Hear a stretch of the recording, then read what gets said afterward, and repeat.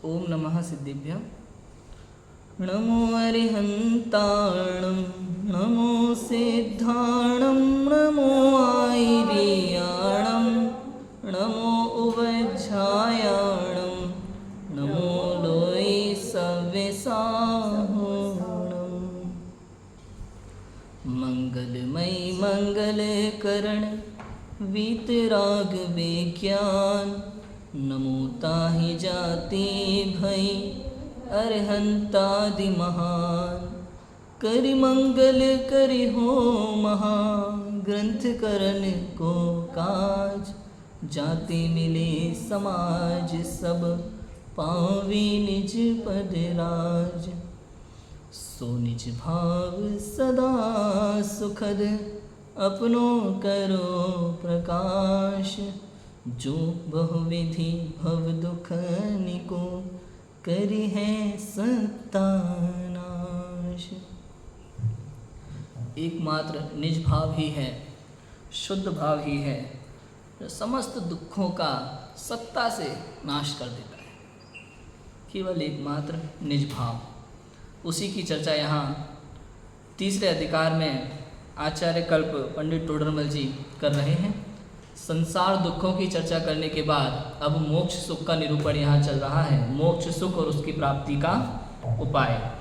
कल हमने पढ़ा था कि जिन जीवों को दुख से छूटना हो, आराम से, कल हमने पढ़ा था कि जिन जीवों को दुख से छूटना हो वे इच्छा दूर करने का उपाय करो। और इच्छा दूर तब होती है जब मिथ्यात्व, अज्ञान और असंयम का अभाव हो और सम्यक दर्शन, ज्ञान, चारित्र की प्राप्ति हो। इतनी बात हमने कल बहुत अच्छे से पढ़ी थी, समझी थी कि यदि आपको सुखी होना है ना तो बस इच्छा दूर करो। आप इस दुनिया में अगर गहराई से देखेंगे, वास्तविकता को देखेंगे तो एक ही बात समझने लायक है, कौन दुखी है और कौन सुखी है। कि जो ज़्यादा इच्छा वाला है वो ज़्यादा दुखी है, जो कम इच्छा वाला है वो कम दुखी है। और इस संसार में कोई सुखी नहीं है जिनके इच्छाओं का पूर्णतः अभाव हो गया है। केवल एकमात्र वही सुखी है, अन्य कोई नहीं। इस संसार में भी केवल वही सुखी है जिसके इच्छाओं का अभाव हो गया है। संसार में रहते हुए भी जीवन अनंत सुखी हो सकता है, संसार में रहते हुए भी। और इसके उदाहरण है हमारे अरिहंत परमात्मा। अरिहंत परमात्मा संसार में रहते हुए भी अनंत सुखी हैं। 4 घाती कर्मों का नाश हो गया है। मोहनीय कर्म का अभाव होने से उनके समस्त इच्छाएं नष्ट हो चुकी हैं, समस्त इच्छाओं का अभाव हो चुका है। और जो ज्ञानावरण, दर्शनावरण, अंतराय, इनका अभाव हो गया है तो इच्छाओं के जो बाह्य कारण होते हैं उनका भी पूर्णतः अभाव हो गया है, इसलिए वो सुखी है। इतनी बातें कल हमने पढ़ी थी। अब देखो आगे, वहाँ दुख का तथा दुख के कारणों का सर्वथा अभाव होने से सदा काल अनुपम, अखंडित, सर्वोत्कृष्ट आनंद सहित अनंत काल विराजमान रहते हैं, वही बतलाते हैं। किसकी बात है? सिद्धों की बात है। लिखा ना इससे ऊपर थोड़ा कि क्योंकि मोह चले जाने के बाद किसी भी काल में कोई इच्छा उत्पन्न करने में समर्थ नहीं है। मोह के होने पर कारण थे, इसलिए कारण कहे हैं, उनका भी अभाव हुआ, तब जीव सिद्ध पद को प्राप्त हो। जब मोह था तो बाह्य निमित्त थे, मोह था तो इच्छाएं थी, मोह नहीं है तो इच्छाएं नहीं है, बाकी अंतराय और ज्ञानावरण, दर्शनावरण नहीं है तो उसके कारण भी नहीं है। और इसलिए उनके समस्त दुखों का अंत हुआ है और वे सिद्ध पद को प्राप्त है। ठीक है, ऐसे अनंत सिद्ध। अब वो सिद्धालय में विराजमान है, लोक के अग्रभाग में, सबसे ऊपर लोक के अग्रभाग में सिद्धालय में विराजमान है। सिद्धालय मतलब निजालय, सिद्धालय मतलब निजालय। वो तो सिद्धालय एक पृथ्वी जैसा है, उसका नाम है अष्टम भूमि। ठीक है, सिद्धालय एक पृथ्वी बिल्कुल लोक के अग्रभाग में, लेकिन वास्तव में तो सिद्धालय कहाँ है? अंदर में सिद्धालय है, अपने अंदर में सिद्धालय। अंदर में विराजमान हो गए सुखी, बाहर में कहाँ चले गए इससे उनको कोई लेना देना ही नहीं है। वो तो अंदर में है, इसलिए अनंत सुखी है। ठीक है, अब वहाँ दुख का कारण तथा दुख के कारणों का, दुख का, पहला दुख का और दुख के कारणों का सर्वथा अभाव होने से सदा काल हमेशा अनुपम अखंडित सर्वोत्कृष्ट आनंद सहित अनंत काल तक विराजमान रहते हैं। कैसा आनंद है? एक तो अनुपम है, उस आनंद की आप किसी से उपमा नहीं लगा सकते। भाई इंद्रो जैसा सुख प्राप्त हो गया, बिल्कुल नहीं भैया। इंद्र कहाँ सुखी है? इंद्र तो महादुखी है। इंद्रो जैसा आनंद नहीं है, तो कैसा आनंद होगा? भाई मुनिराजो जैसा, वैसा भी नहीं है वास्तव में। तो उनके आनंद की उपमा ही नहीं है कोई, कहीं से कहीं तक भी। आप किसी भी चीज़ से अगर कल्पना करके देखोगे, उनको ऐसा आनंद हो गया नहीं। जैसे वर्तमान में कवि उपमा कर लेते ना कि हिरनी जैसी आंखें, और वो सब दुनिया भर की पूरी उपमाएं लगा देते हैं कविताओं में, वैसा आप इधर नहीं लगा सकते सिद्धों में। किसी भी तरह की कोई उपमा नहीं है। ऐसा अनुपम आनंद कि उस सुख की किसी दूसरे सुख से कल्पना की ही नहीं जा सकती। ऐसा अतीन्द्रिय अनंत आनंद उनको प्राप्त हुआ है, अनुपम है, अखंडित, खंड खंड नहीं है। ऐसा नहीं है अभी आ रहा है फिर बाद में आएगा, फिर बाद में आएगा, एक क्रम से आएगा, बिल्कुल नहीं। वो आनंद का सागर है, आनंद का सागर है। वो आनंद ही आनंद उछलता है अंदर में, खंड खंड नहीं है, एकदम अखंड। जैसे शक्कर में मिठास एकदम अखंड होती है ना, कहीं से भी चखो अखंड, एकदम मीठा ही लगेगा। किसी भी कोने से शक्कर को चखो, मिश्री को चखो, वो मीठी लगती है। ऐसे ही वो अनंत सिद्ध जो विराजमान है सिद्धालय में, उनको आप किसी भी एंगल से देखो, वो आनंद के सागर है। अंदर में पूरे जहाँ जैसे आप देखोगे वो आनंद ही आनंद भरा हुआ है। सिद्धों का आकार कैसा होता है? अंतिम शरीर प्रमाण है ना, किंचित न्यून अंतिम शरीर प्रमाण उनका आकार है। अब जितना वो सिद्ध है जीव, उसमें आप कहीं से भी देखोगे तो आनंद भरा पड़ा है। ऐसा है, ये कहना चाह रहे हैं। अखंडित, सर्वोत्कृष्ट, सर्वोत्कृष्ट माने अनुपम जैसा ही हुआ। इतना उत्कृष्ट कि उससे उत्कृष्ट दुनिया में कुछ हो नहीं सकता, ऐसा उत्कृष्ट आनंद उनको प्राप्त है। उसके साथ वो अनंत काल विराजमान रहते हैं, कभी दोबारा नहीं आएंगे भैया। जैन दर्शन में एक बार कोई मोक्ष चला जाता है, अनंत सुख प्राप्त कर लेता है, या कहे कि भगवान बन जाता है, तो वो दोबारा संसार में आता नहीं। क्योंकि संसार में तो दुख ही दुख है, हर कोई दुखी है, परेशान है। बिल्कुल अनंत अनादिकाल से संसार में वो भी दुखी थे। वस्तु स्वरूप को समझ करके अंदर में आत्म ध्यान पूर्वक 48 मिनट तक निर्विकल्प, लगातार निर्विकल्प अवस्था रहने के बाद जब उन्हें केवल ज्ञान प्राप्त हुआ, वो सिद्धालय में विराजमान हुए, अनंत सुख उन्हें प्राप्त हुआ। अब दोबारा वो संसार में आने वाले नहीं। जैसे अन्य मतों में तो बार बार संसार में आना जाना लगा रहता है किसी न किसी काम से। उनका कोई दुखी है, परेशान है, तो चलो उनकी दुख दर्द मिटा दें, फिर बाद में खुद ही दुखी हो जाते हैं यहाँ करके, वो एक अलग बात है। उनका चलता रहता है ये सब। अपने ऐसा नहीं है, अपने यहाँ तो केवल संसार अवस्था में अज्ञानी जीव ऐसा होता है। अज्ञानी का उसे जो खुद भी दुखी होता है और दूसरों को भी दुखी करता है, या दूसरों का दुख उसे दुख लगता है, तो वह अज्ञानी है। अब बताओ, आप कहोगे दूसरों का दुख उसके लिए दया भाव, ये तो अच्छी बात नहीं, अच्छी बात कुछ नहीं है, अज्ञान भाव है। मैं कि नहीं आया। अगर ये अच्छा होता तो जो अनंत सिद्ध है, जिनको केवल ज्ञान प्राप्त है, पूरी दुनिया के अनंत दुख जान रहे हैं, सबको ठीक करने का भाव आ जाता मन में। अगर ये अच्छा होता तो अच्छा नहीं है। समझ में आया कि नहीं आया? अब सोचो, भूमि का अनुसार जीव को परिणाम आते हैं, कुछ गलत देख करके उसे ठीक करने के परिणाम आते हैं भूमि का अनुसार। लेकिन आप सोचो ये सही है तो ये गलत है। समझ में आया कि नहीं आया? भूमि का अनुसार शुभ भाव आते हैं, लेकिन आप सोचो ये शुभ भाव अच्छा है तो ये आपकी सोच गलत है। शुभ भाव कभी अच्छा होता ही नहीं है। इसलिए गुरुदेव श्री तो बार बार कहते थे, शुभ भाव उपादेय नहीं है, बिल्कुल नहीं है। हाँ, अशुभ भाव की अपेक्षा से आप शुभ भाव को अच्छा कहते हैं, ये बात समझ में आती है। अशुभ भाव की अपेक्षा से आप शुभ भाव को अच्छा कहते हैं, समझ में आता है। लेकिन शुभ भाव उपादेय बिल्कुल नहीं है।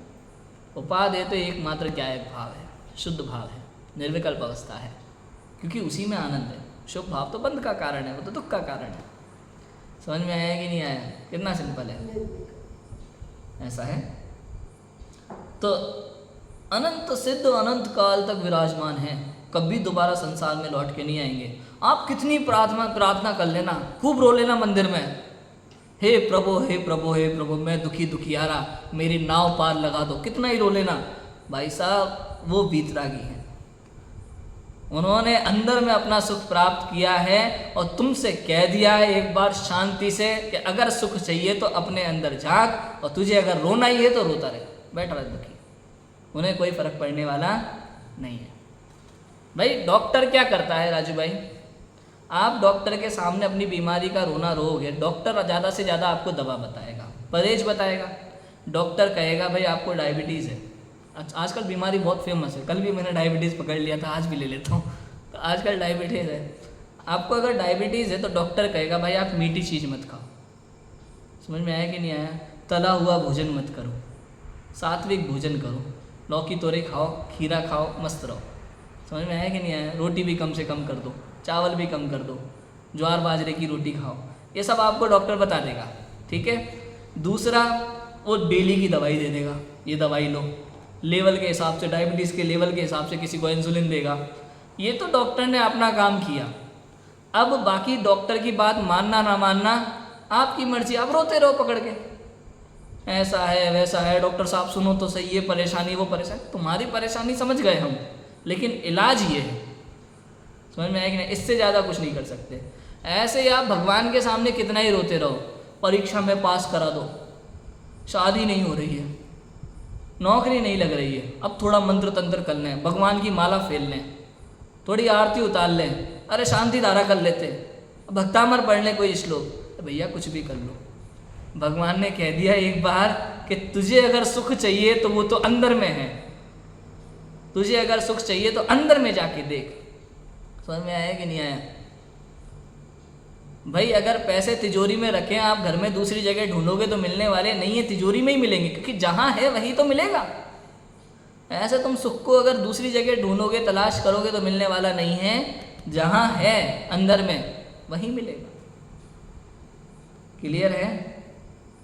भगवान एक बार कह रहे थे, देख ले भैया, हम डेली पहुंच जाते हैं वहां जाके प्रार्थना करने के लिए, हे प्रभु महादुखी हूँ मैं, कब हूँ पटकियो इतर निगोद में आदिनाथ भगवान की पूजा की जयमाला है ना, कब हूँ पटकियो इधर निगोद में, कब हूँ नरक में, कब हूँ त्रंच में, मेरी दुखों की कथा सुनो पूरी आप। अरे वो तो सर्वज्ञ, उन्हें जरूरत ही नहीं है तेरी कथा सुनने की, जबरदस्ती सुनाया जा रहा है। उन्होंने सब कह दिया है, उन्हें मालूम है कि तू दुखी है और किन किन कारणों से दुखी है, कैसे कैसे दुखी है, क्या क्या समस्याएं हैं। और मोक्ष मार्ग प्रकाशक तो पंडित टोडरमल जी ने बिल्कुल उसी तरीके से लिखा है, दिखा करके, और अभी वही चल रहा है। अभी यही तो बताया क्या क्या दुख होते हैं कर्मों की अपेक्षा से। अभी इसी में अंत में लिख देंगे कि अभी ये जो जो मैंने बताया वो तेरे अंदर विचार कर ले, है कि नहीं ऐसा, समझ में आया कि नहीं आया, तो कर लो खूब, भगवान के पास जाकर के बोलते रहो, तुमसे लागी लगन, प्रभु कह देंगे भैया ले लो अपनी शरण, आत्म प्यारा ले लो रे निज का सहारा। ये एकमात्र उपाय, दुनिया में कोई उपाय नहीं है।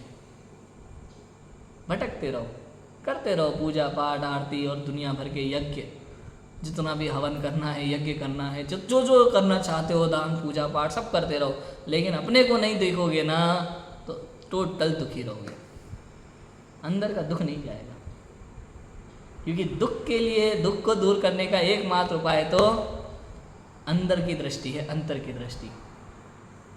इसलिए मंदिर में भी जाओ तो जिनेंद्र भगवान से एक ही चीज कहो, जय जय जय जिनवल हो, जय जय जय जिनवल,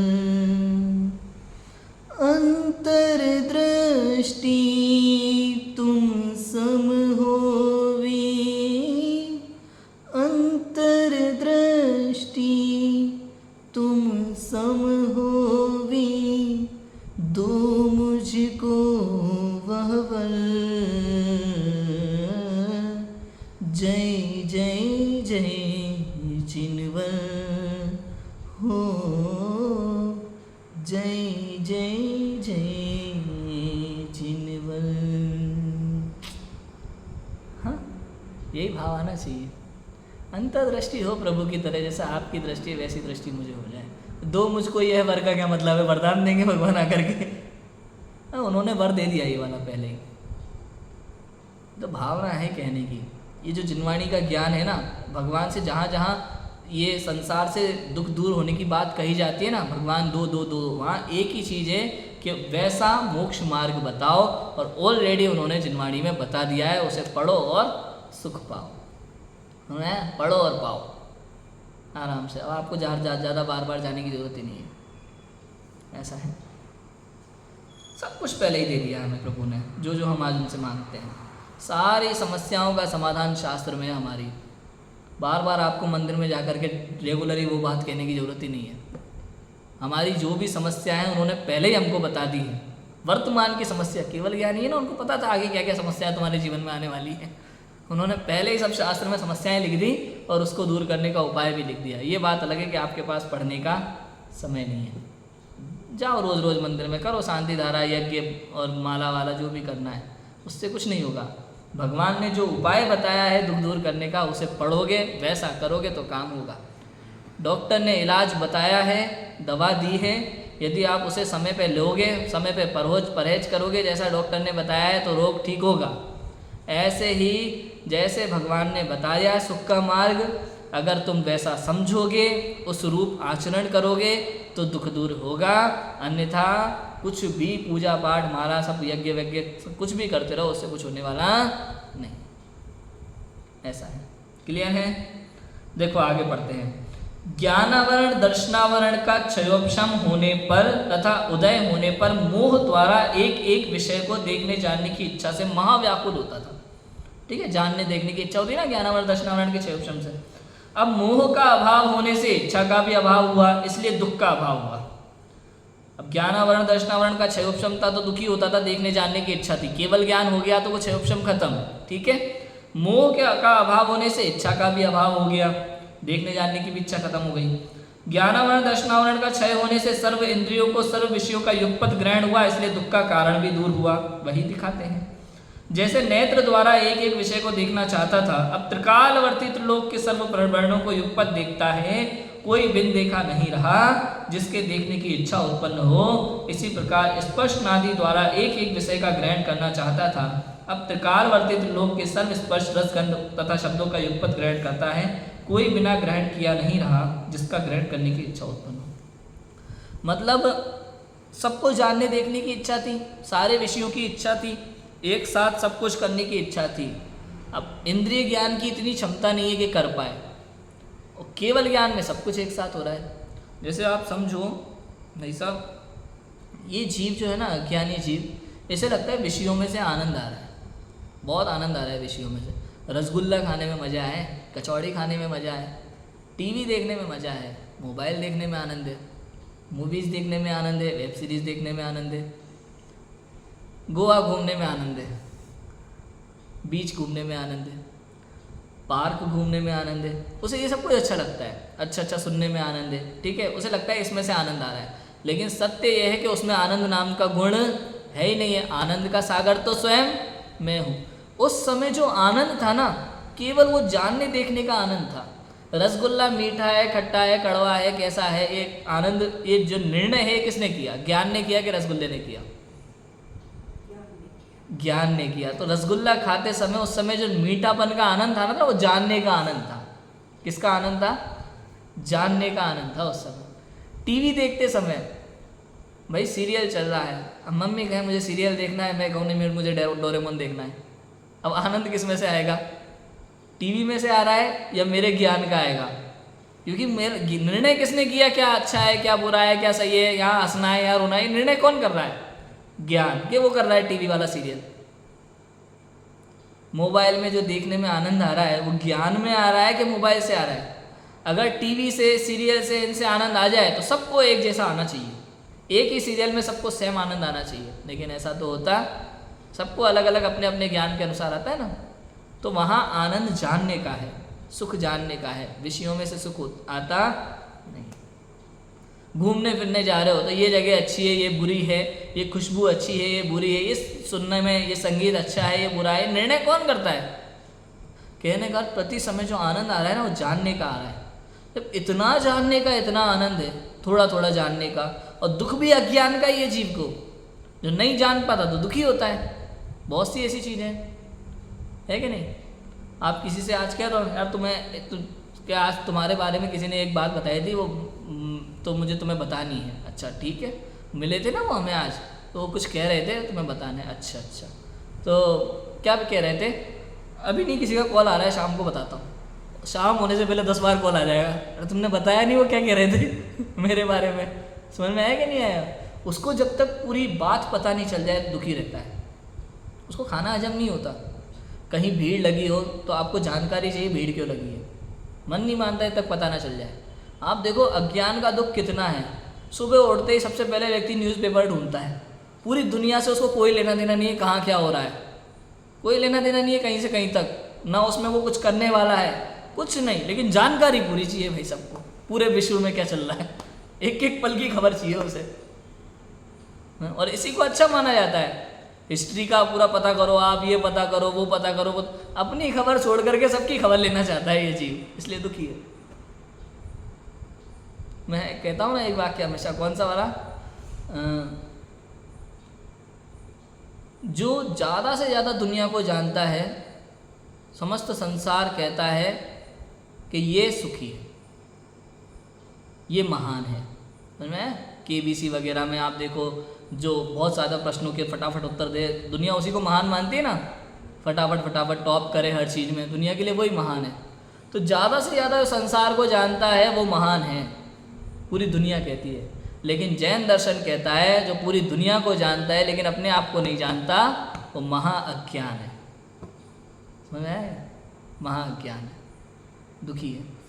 जो ज़्यादा से ज़्यादा दुनिया को जानता है वो ज्ञानी है। जैन दर्शन कहता है पूरी दुनिया को जानता है लेकिन अपने को नहीं जानता तो महाअज्ञानी है, ज्ञानी नहीं। वास्तविकता ये है। कर लो, कितना ज्ञान करोगे।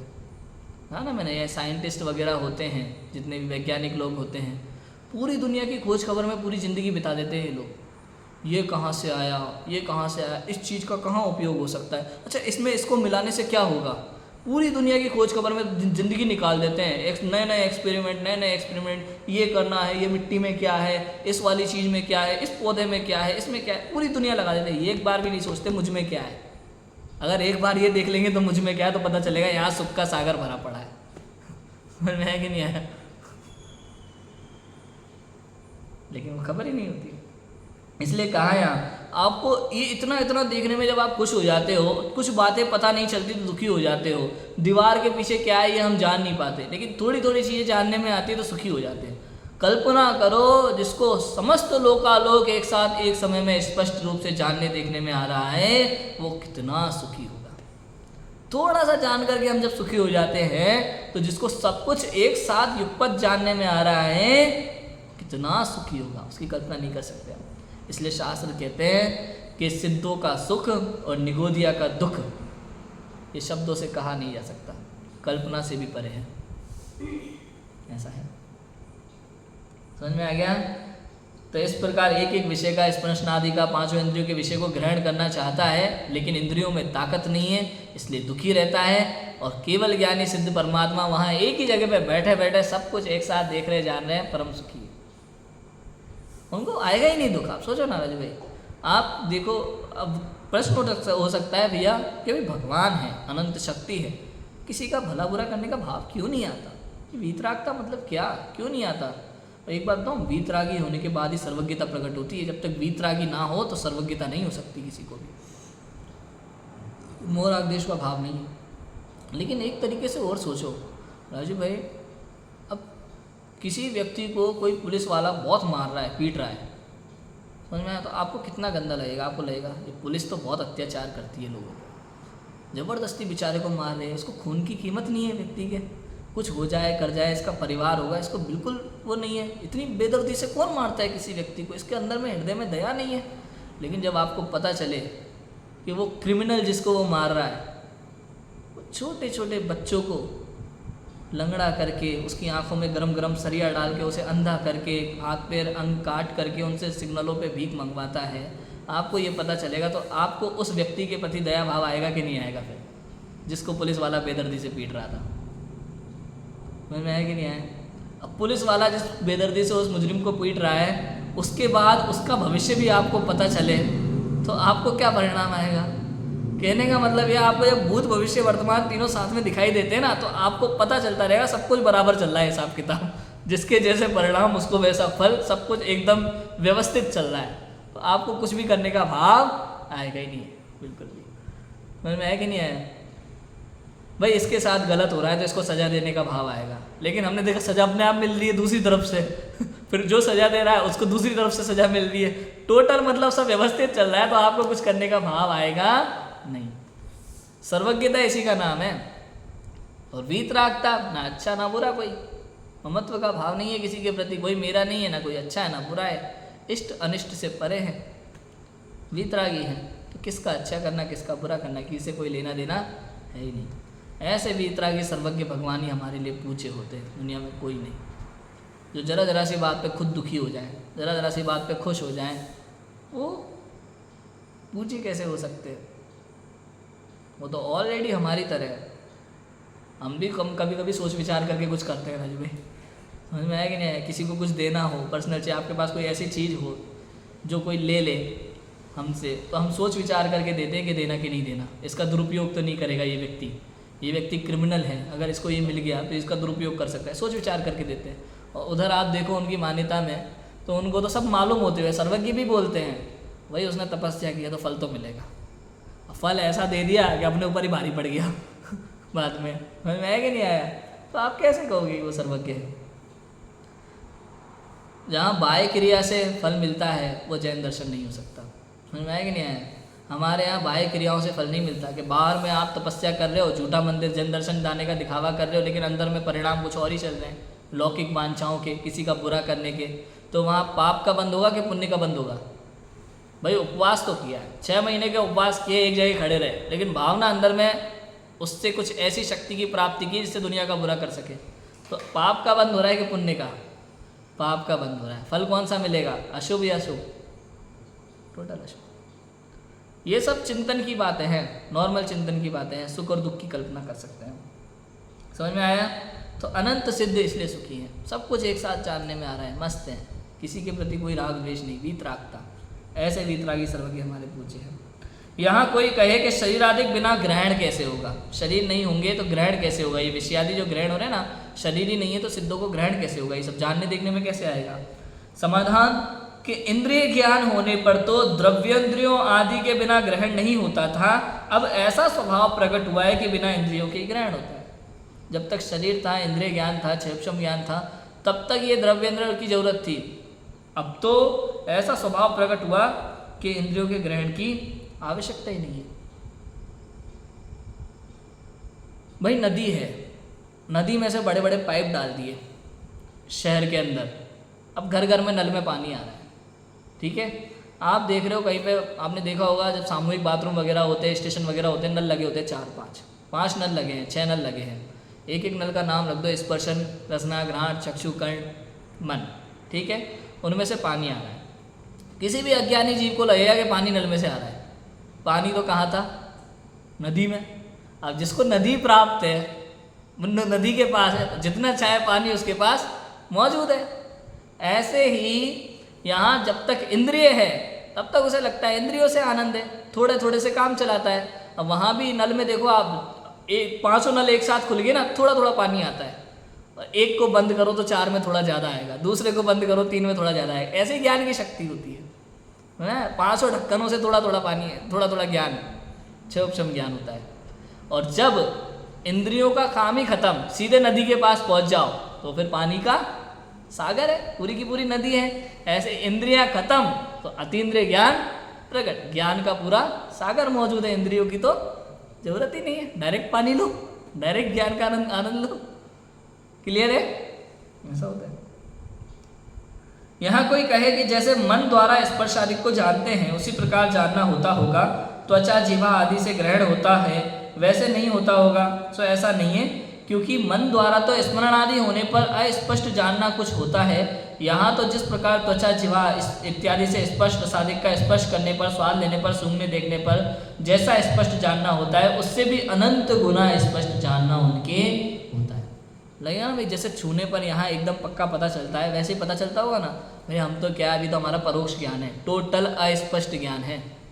समझ में आया क्या है? परोक्ष ज्ञान है ना, टोटल अस्पष्ट ज्ञान है हमारा,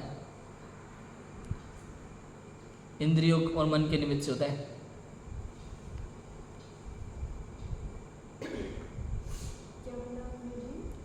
परोक्ष प्रमाण, मैंने कहा कि यहाँ प्रश्न है, कोई कहता है कि जैसे मन द्वारा स्पर्श आदि को जानते हैं उसी प्रकार जानना होता होगा, त्वचा जिह्वा आदि से ग्रहण होता होगा, वैसे नहीं होता है। सो ऐसा नहीं है, क्योंकि मन द्वारा तो स्मरण आदि होने पर अस्पष्ट जानना कुछ होता है। यहाँ तो जिस प्रकार त्वचा जिह्वा इत्यादि से स्पर्श रसादिक का स्पर्श करने पर, स्वाद लेने पर, सूंघने देखने सुनने पर जैसा स्पष्ट जानना होता है, उससे भी अनंत गुना स्पष्ट जानना उनके होता है सिद्धों के। कहने का अर्थ यह है, स्पष्ट अस्पष्ट की चर्चा करते हैं। देखो, हमें लगता है हमको अभी सब कुछ स्पष्ट जान रहे हैं, प्रत्यक्ष जान रहे हैं ना, वास्तव में तो ये परोक्ष ज्ञान है, प्रत्यक्ष है ही नहीं। मतिश्रुत ज्ञान कौन से? परोक्ष ज्ञान है। परोक्ष का मतलब है अस्पष्ट, अनिर्मल। तो ये जो हम देख रहे हैं ना, इतना क्लीन क्लीन लग रहा है, ये इतना क्लीन हमें लग रहा है, लेकिन ये इससे भी ज़्यादा क्लीन है वास्तव में देखा जाए तो। एक उदाहरण मैं आपको बताता हूँ, बहुत अच्छा बड़े दादा दिया करते थे, रतन चंद जी भारेल, बड़े दादा।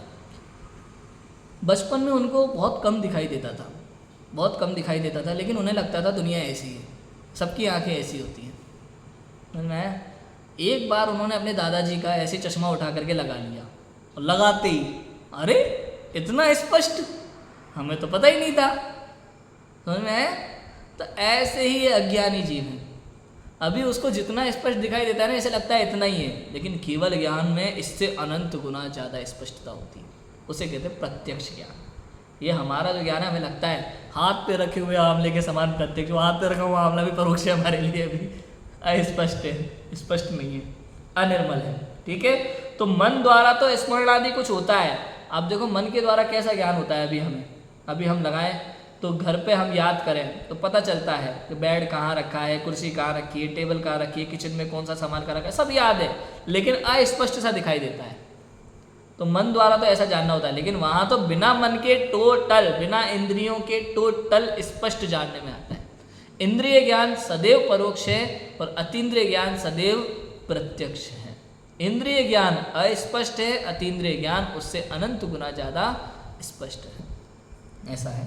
विशेष इतना हुआ कि वहाँ इंद्रिय विषय का संयोग होने पर ही जानना होता था, यहाँ दूर रहकर भी वैसा ही जानना होता है। यह शक्ति की महिमा है तथा मन द्वारा कुछ अतीत अनागत को तथा अव्यक्त को जानना चाहता था। अब सर्व ही अनादि से अनंत काल पर्यंत सर्व पदार्थों का द्रव्य क्षेत्र काल भावों को युगपत जानता है। कोई बिना जाने नहीं रहा जिसको जानने की इच्छा उत्पन्न हो। इस प्रकार ये दुख और दुखों के कारण उनका अभाव जानना। तो यहाँ आपको सामने चाहिए, याद करना पड़ता है तो जानने में, वहाँ बिना कुछ किए, बिना कुछ इच्छा के, बिना किसी इच्छा के सब कुछ युगपत जानने में आता है, तो इच्छा रही ही नहीं, इसलिए वहाँ सुखी है। मोह के उदय से मिथ्यात्व और कषाय भाव होते थे, उनका सर्वथा अभाव हुआ, इसलिए दुख का अभाव हुआ। इनके कारणों का अभाव हुआ, इसलिए दुख के कारणों का भी अभाव हुआ। उन कारणों का अभाव यहाँ दिखाते। देखो मोह का उदय था ना, तो मोह के उदय में विषयों की इच्छा होती थी, कषाय भाव होते थे, उनके अनुसार प्रवर्तने की इच्छा होती थी, इसलिए दुखी होता था। लेकिन अभी उनका यहाँ अभाव हो गया, तो कैसे सुखी होता है? फिर वो बताते हैं कि सर्व तत्व यथार्थ प्रतिभाषित होने पर अतत्व श्रद्धान रूप मिथ्यात्व कैसे हो? भाई सब पता चल गया सही सही, तो अब मिथ्यात्व का कोई काम रहा ही, मालूम चल गया सांप ही है, तो अब रस्सी का काम नहीं रहा। पता चल गया ना एक बार, जब तक पता नहीं था, संशय विपर्य अनध्यवसाय जो भी था, अभी तीनों हट गए, पता चल गया कि वस्तु कैसी है, तो अब मिथ्यात्व का कोई काम यहाँ नहीं है। कोई अनिष्ट नहीं रहा, निंदक स्वयमेव अनिष्ट को प्राप्त होता ही है, केवल ज्ञानी जीव है। अब यहाँ उनके लिए कोई अनिष्ट नहीं है। आपके लिए कोई बुराई करे तो आपको वो अनिष्ट लगता है, लेकिन वहाँ उनको केवल ज्ञान में दिख रहा है, ये मेरे को गाली भी दे रहा है ना, तो भी इसका बुरा अपने आप ही होगा, मेरा कोई काम है नहीं, मेरा कोई काम नहीं है, इसलिए कोई उनके लिए अनिष्ट रहा ही नहीं है। उनको गाली दे रहा है कोई व्यक्ति, उनको जानने में आ रहा है, लेकिन उनको मालूम है इसका अपने आप सब होने वाला है, आगे सब दिख रहा है वो भी जो होने वाला है, तो इसलिए उनके लिए कोई निंदक भी नहीं, कोई अनिष्ट नहीं है। स्वयं क्रोध किस पर करें? सिद्धों से ऊंचा कोई है नहीं। इंद्रादिक स्वयं नमन करते हैं और इष्ट को पाते हैं, किससे मान करें? समझ में आया? कोई अनिष्ट नहीं है, क्रोध किस पे करें? और उनसे ऊंचा कोई है नहीं। इंद्रादिक स्वयं उनको नमन करते हैं तो इष्ट को पाते हैं, किससे मान करें? मान कषाय का भी कोई कारण नहीं रहा, स्वयं से ऊंचा जीवन में कोई है ही नहीं, उनसे ऊंचा, उनसे सुखी, तो मान भी कषाय कैसे होगी? कारण ही नहीं है कोई। सर्व भवितव्य भाषित हो गया, जो जैसा होता है वैसा होता है, सर्व भवितव्य उनको भाषित हो गया। कार्य रहा नहीं, किसी से प्रयोजन रहा नहीं है, किसी का लोभ कैसे करें? बताओ, कोई कारण नहीं रहा, कोई प्रयोजन नहीं रहा, किसी से कुछ लाभ लालच नहीं रहा, तो किसका लोभ करें? कोई अन्य इष्ट रहा नहीं, किस कारण से हास्य हो? कोई अन्य इष्ट प्रीति करने योग्य है नहीं, फिर रति कहाँ करे? कोई दुखदायक संयोग रहा नहीं है, अरति कहाँ करे? कोई इष्ट अनिष्ट संयोग वियोग होता नहीं है, किसका शोक करें? कोई अनिष्ट करने वाला कारण रहा नहीं है, किसका भय करें? सर्व वस्तुएं अपने स्वभाव सहित भाषित होती हैं, अपने को अनिष्ट नहीं है, कहाँ जुगुप्सा करें? काम पीड़ा दूर होने से स्त्री पुरुष दोनों से रमण करने का कुछ प्रयोजन नहीं रहा, किस लिए पुरुष स्त्री या नपुंसक वेद रूप भाव हो? इस प्रकार मोह उत्पन्न होने के कारणों का अभाव जाना। सारे कारण बता दिए भैया। जो जो हमारे साथ होता है ना, वो उनके पास है नहीं, क्योंकि उनके पास वीतरागता सर्वज्ञता है, इसलिए उनके इन सब कारणों का अभाव है, तो दुखी होने का कोई चांस है ही नहीं। समझ में आ गया? अंतराय के उदय से शक्तिहीन पने की का कारण पूर्ण नहीं होती थी, अब उसका अभाव हुआ, इसलिए दुख का अभाव हुआ, तथा अनंत शक्ति प्रकट हुई, इसलिए दुख के कारण का भी अभाव हुआ। अंतराय के उदय से शक्तिहीन पने का के कारण पूर्ण नहीं होती थी। अंतराय का उदय था ना, तो कुछ भी कारण आ जाता था तो अपनी इच्छा पूर्ण नहीं होती थी, चाहता था ये हो लेकिन हो नहीं पाता था, क्योंकि अंतराय कर्म का उदय है, इसलिए शक्ति पूर्ण नहीं होती थी, उसका अभाव हुआ, इसलिए दुख का अभाव हुआ। अनंत शक्ति प्रकट हो गई, दुख के कारण का भी अभाव हुआ। अभी अनंत वीर्य प्रकट होता है ना अंतराय के अभाव से। अभी देखो, इसमें कोई कह सकता है कि दान लाभ भोग भोग कुछ तो करते नहीं है, तो उनके शक्ति कैसे प्रकट हुई? अंतराय का कोई काम ही नहीं है। अब देखो उत्तर में क्या कहते हैं पंडित जी, सीधे से धीरे धीरे आराम से कहते हैं, बड़े प्यार से, कि कार्य रोग के उपचार थे, रोगी नहीं है तो उपचार कैसा? दान लाभ भोग भोग ये करते थे अशुभ भावों से बचने के लिए, पुण्य के लिए, लेकिन अब वहाँ रोग ही नहीं है तो फिर उपचार कैसा? इसलिए इन सद्कार्यों का तो अभाव है, इसलिए इन कार्यों का सद्भाव तो है नहीं, और इन्हें रोकने वाले कर्मों का अभाव हुआ, इसलिए शक्ति प्रकट हुई। कहते हैं जैसे कोई गमन करना चाहता था, उदाहरण दे दिया इसको इजीली समझने के लिए, जैसे कोई गमन करना चाहता था, उसे किसी ने रोका था, तब दुखी था, और जब उसकी रोक दूर हुई, तब जिस कार्य के अर्थ जाना चाहता था वो कार्य नहीं रहा, इसलिए गमन भी नहीं किया। वहाँ उसके गमन न करने पर भी शक्ति प्रकट हुई कही जाती है। उसी प्रकार यहाँ भी जानना तथा उनके ज्ञान आदि की शक्ति रूप अनंत वीर्य प्रकट पाया जाता है। कहने का अर्थ है भाई, कार्य करने के लिए कोई कारण नहीं है तो जबरदस्ती क्यों करें? इसका मतलब ये तो नहीं कि कार्य कर नहीं सकता। भाई खाना बना हुआ रखा है तो जबरदस्ती बनाओगे? कमरा साफ है तो जबरदस्ती झाड़ू पोछा लगाओ? लेडीज़ों में तो फिर भी कुछ में होता है ऐसा, महिलाओं में घर बैठे कुछ काम नहीं दिखता ना, तो बैठे बैठे अलमारी को पूरी को बिखेर दिया, वापस जमाने में लगे, कई करते हैं ऐसा। लेकिन यहाँ तो कह रहे हैं कि जब पूरा सब कोई कार्य ही नहीं बचा, करने के लिए कुछ बचा ही नहीं, तो करने की इच्छा नहीं है, और कार्य करने की इच्छा नहीं है तो अंतराय का सवाल नहीं है, क्योंकि कार्य करने की इच्छा हो तो उसमें विघ्न पड़े, कार्य ही नहीं है तो विघ्न काय में पड़ेगा, इसलिए अंतराय का कोई काम नहीं। शक्ति इसलिए प्रकट है, शक्ति तो पूरी है लेकिन कोई कारण नहीं है, करने योग्य कोई कार्य ही नहीं बचा, कृत्य हो गए। समझ में आएगा? इसलिए सुखी है। अघाती कर्मों में मोह से पाप प्रकृतियों का उदय होने पर दुख मान रहा था, पुण्य प्रकृतियों का उदय होने पर सुख मान रहा था। परमार्थ से आकुलता के कारण सब दुख ही था, अब मोह के नाश से सर्व आकुलता दूर होने पर सर्व दुख का नाश हुआ, तथा जिन कारणों से दुख मान रहा था वे कारण तो सर्व नष्ट हुए, और किन्हीं कारणों से किंचित दुख दूर होने से सुख मान रहा था, सो अब मूल ही में दुख नहीं रहा, इसलिए उन दुख के उपचारों का कुछ प्रयोजन नहीं रहा। उनसे कार्य की सिद्धि करना चाहे उनकी सिद्धि स्वयं में भी होती है। देखो अब कोई दुख रहा ही नहीं, बाह्य कारण जो भी दिखते ना, मोह के सद्भाव में उनसे सुखी दुखी अनुभव करता था स्वयं को, दर्शन मोह के कारण, अज्ञान के कारण। लेकिन अभी मोह नहीं चला गया तो अभी बाह्य कारण सुख दुख रूप भाषित नहीं होते, इष्टनिष्ट भाषित नहीं होते, तो दुखी भी नहीं होता, किसी प्रकार की कोई आकुलता नहीं होती।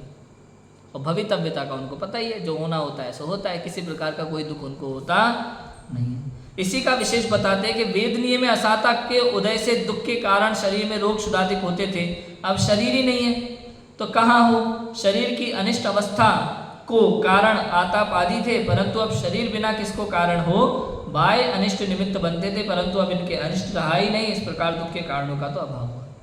भाई शरीर है तो बीमारी हो, रोग वगैरह हो, रिश्तेदार है, परिवार है तो थोड़ा सुख दुख का कारण बने, है कि नहीं। बाप भैया बेटा बात नहीं मानता, है कि नहीं। पिताजी जो है पैसे नहीं दे रहे, जो भी दुख के कारण हो, लेकिन अभी उनके साथ ऐसा है ही नहीं, ना तो शरीर है, ना परिवार है, ना रिश्तेदार है, तो किसी प्रकार का कोई दुख का कारण सुख का कारण वहाँ वैसा इंद्रिय सुख का कारण भी वहाँ नहीं है। अतीन्द्रिय आनंद है। साता के उदय से किंचित दुख मिटाने के कारण औषधि भोजनादिक थे, उनका प्रयोजन रहा नहीं, इष्ट कार्य पराधीन नहीं है, इसलिए बाह्य में भी मित्रादिक को इष्ट मानने का प्रयोजन नहीं रहा। इनके द्वारा दुख मिटाना चाहता था, इष्ट करना चाहता था, सो अब तो संपूर्ण दुख नष्ट हुआ, संपूर्ण इष्ट प्राप्त हुआ। ये सब बार बार एक एक कर्म की अपेक्षा से बता रहे हैं, जो हम बात कर चुके ना वैसी बातें सेम टू सेम, बस एक एक कर्म के हिसाब से आपको समझाने के लिए बता रहे हैं कि जो जो आपके साथ संसार में होता है ना वो इस कर्म के कारण से होता है, और ये जो इच्छाएं होती है इस कारण से होती है, लेकिन अब उनके ना तो ये कारण है ना उनके वो इच्छा है, इसलिए वो सुखी हैं। भाई साता के उदय में आपको औषधि इत्यादि लग जाती है, हमने कहा ना पुण्य का उदय हो तो उस औषधि पे आरोप आ जाता है, वो निमित्त अधिक बन जाते हैं, लेकिन वहाँ उसका भी कोई कारण नहीं है। भूख है नहीं, क्षुधा तृषा आदि 18 रोगों का उनके नाश हो चुका है, 18 दोषों का, वे निर्दोष है ना, इसलिए सुखी हैं। कोई प्रयोजन नहीं रहा बाहर दुख मिटाने का, क्योंकि दुख है ही नहीं तो मिटाएंगे क्या। आयु के निमित्त से जीवन मरण था, वहां मरण से दुख मानता था, परंतु अविनाशी पद प्राप्त कर लिया, इसलिए दुख का कारण नहीं रहा। द्रव्य प्राणों को धारण किए कितने ही काल तक जीने मरने से सुख मानता था, वहां भी नरक पर्याय में दुख की विशेषता से वहां नहीं जीना चाहता था, परंतु अब इस सिद्ध पर्याय में द्रव्य प्राण के बिना ही अपने चैतन्य प्राण से सदा काल जीता है, वहां दुख का लवलेश भी नहीं रहा। जन्म मरण का कोई काम नहीं है भैया, ठीक है, तो वहां उस रूप दुख भी नहीं है, जन्म मरण का दुख भी वहां नहीं है। इनको एक्सप्लेन करने की जरूरत ही नहीं है, एकदम क्लियर है ना, सीधी सीधी लाइन, 4 लाइनें। नाम कर्म से अशुभ गति जाति आदि होने पर दुख मानता था, परंतु अब उन सब का अभाव हुआ, दुख कहाँ से हो। शुभ गति जाति आदि होने पर किंचित दुख दूर होने से सुख मानता था, परंतु अब उनके बिना ही सर्व दुख का नाश और सर्व सुख का प्रकाश पाया जाता है, इसलिए उनका भी कुछ प्रयोजन नहीं रहा। यहाँ हम जाति वगैरह के भेदभाव को देख करके, ऊंच नीच कुल को देख करके, कुल की बात गोत्र की बात भी आने वाली है कि गोत्र के निमित्त से नीच कुल प्राप्त होने पर दुख मानता था, उसका अभाव होने से दुख का कारण नहीं रहा। उच्च कुल प्राप्त होने पर सुख मानता था, परंतु अब उच्च कुल के बिना ही त्रैलोक के पूज्य पद को प्राप्त है ना। ये सब सांसारिक हम लोगों के अज्ञानवश ये सब हम लोगों के दुख के कारण है, लेकिन वहाँ वैसा कुछ है नहीं, ना तो नीच कुल है, ना ऊंच कुल है, ना कोई जाति वगैरह का कोई चक्कर है, ना ऊंच नीच का चक्कर है, ना लंबाई चौड़ाई का चक्कर है, ना मोटे पतले का चक्कर है, ना काले गोरे का चक्कर है, कुछ नहीं है वहाँ, इसलिए सुखी। समझ में आया? इस प्रकार सिद्धों के सर्व कर्मों का नाश होने से सर्व दुख का नाश हो गया, सब दुखों का नाश हो गया, अनंत सुख की प्राप्ति हो गई। दुख का लक्षण तो आकुलता है, आकुलता तभी होती है जब इच्छा हो, परंतु इच्छा का तथा इच्छा के कारणों का सर्वथा अभाव हुआ, इसलिए निराकुल होकर सर्व दुख रहित अनंत सुख का अनुभव करता है, क्योंकि निराकुलता ही सुख का लक्षण है। संसार में किसी प्रकार निराकुल होकर सभी सुख मानते हैं, जहाँ सर्वथा निराकुल हुआ वहाँ सुख संपूर्ण कैसे नहीं माना जाए। यहाँ संसार में थोड़ी निराकुलता में हम सुख मानते हैं, जहाँ पूर्ण निराकुलता है, कभी आकुलता होगी ही नहीं, तो वहाँ किसी प्रकार दुख उत्पन्न होने वाला नहीं। शुरुआत जो की थी इच्छा की बात से, वैसे का वैसा अंत कर दिया इच्छा में। कहने का मतलब पूर्ण रूप से जो भी समस्या है वो इच्छा की है, इच्छा का अभाव तो सुखी, इच्छा है तो दुखी। इस प्रकार सम्यक दर्शनादि साधन से सिद्ध पद प्राप्त करने पर दुख का अभाव होता है, सब सुख प्रकट होता है। सम्यक दर्शनादि साधन मतलब वस्तु स्वरूप का यथार्थ निर्णय यदि हो जाएगा तो उसे भवितव्यता भाषित हो जाएगी, फिर किसी प्रकार की इच्छा नहीं रहेगी तो सुखी होगा। यहाँ ये कहने का सीधा सीधा ये मतलब है। यहाँ उपदेश देते हैं कि हे भव्य, अंत में कह रहे हैं आपसे, हे भव्य, हे भाई, तुझे जो संसार के दुख बताए सो वे तुझ पर बीतते हैं या नहीं। ये जो हमने 8 कर्मों की अपेक्षा से चर्चा की, पर्याय की अपेक्षा से चर्चा की, 4 प्रकार की इच्छाओं की अपेक्षा से चर्चा की, जो भी दुख पंडित जी ने बताए वो हम पर लगते हैं कि नहीं लगते, हम भी ऐसे भटक रहे हैं कि नहीं दुखों के साथ, विचार कर। तथा जो उपाय तू करता है वो उन्हें झूठा बतलाया सो ऐसे है कि नहीं, ये भी विचार कर ले। भाई दुनिया भर के उपाय करता है दुख दूर करने के, लेकिन दुख तो दूर होता नहीं है। तो तेरे वो उपाय झूठे हैं कि नहीं, ये भी विचार कर ले। तथा सिद्ध पद प्राप्त होने पर सुख होता है या नहीं, इसका विचार कर ले। क्योंकि सिद्धों के जैसा सुख कहा वैसा हो सकता है कि नहीं हो सकता, इसका विचार कर, उसका भी विचार कर। जैसा कहा वैसी ही प्रतीति तुझे आती हो तो तू संसार से छूटकर सिद्ध पद प्राप्त करने का हम जो उपाय कहते हैं वो कर, विलंब मत कर, यह उपाय करने से तेरा कल्याण होगा। इतनी सिंपल बात है, समझ में आया? अभी तक पंडित जी ने तीसरे अधिकार में पूरे में क्या कहा कि 8 कर्मों की अपेक्षा से और पर्याय की अपेक्षा से, 4 प्रकार की इच्छाओं की अपेक्षा से उन्होंने दुखों की चर्चा की कि ये संसार के दुख हैं। और इच्छाओं की जब चर्चा की तो उन्होंने कह दिया भाई कर्मों की अपेक्षा, पर्याय की अपेक्षा भी सब स्थूल कथन है, मूल तो ये इच्छा है। हर समय जो तू दुखी होता है ना, इच्छा के कारण दुखी होता है, दर्शन मोह के कारण से दुखी होता है, अज्ञान के कारण से दुखी होता है। यदि तुझे सुख चाहिए तो वस्तु स्वरूप को समझ, उसका यथार्थ श्रद्धान कर और इच्छा मत कर। बस जहाँ जहाँ इच्छाओं का अभाव है वहाँ वहाँ सुख है, यह अविनाभाव है। जहाँ जहाँ इच्छा का अभाव है वहाँ वहाँ सुख है, ऐसा है, ठीक है। और जहाँ जहाँ इच्छा है वहाँ वहाँ दुख है। बस इतना समझ ले, इच्छाओं का अभाव कर और सिद्ध पद की प्राप्ति कर। अब आपको पंडित जी आगे बताएंगे कि मिथ्या दर्शन ज्ञान चारित्र की जो चर्चा की, वो मिथ्या दर्शन ज्ञान चारित्र कैसा होता है इसकी भी बात करेंगे, और आगे फिर सच्चे सुख का उपाय भी बताएंगे, उसकी चर्चा हम करेंगे। अभी की बात को विराम देते हैं। ओम नमः सिद्धि।